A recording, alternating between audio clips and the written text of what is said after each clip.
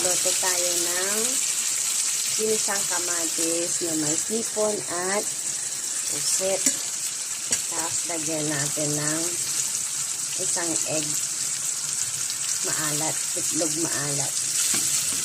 May nakita ko eh. Nag-iisa na.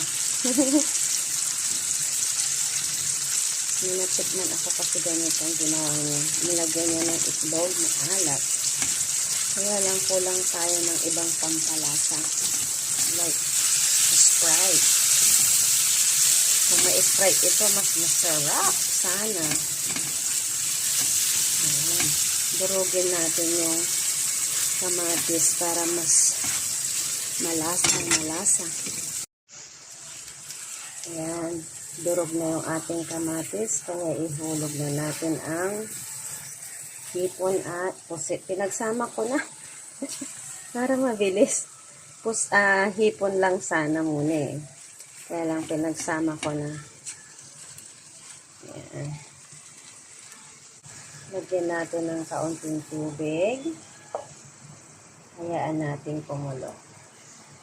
Yun. Ito na ang ating ulam.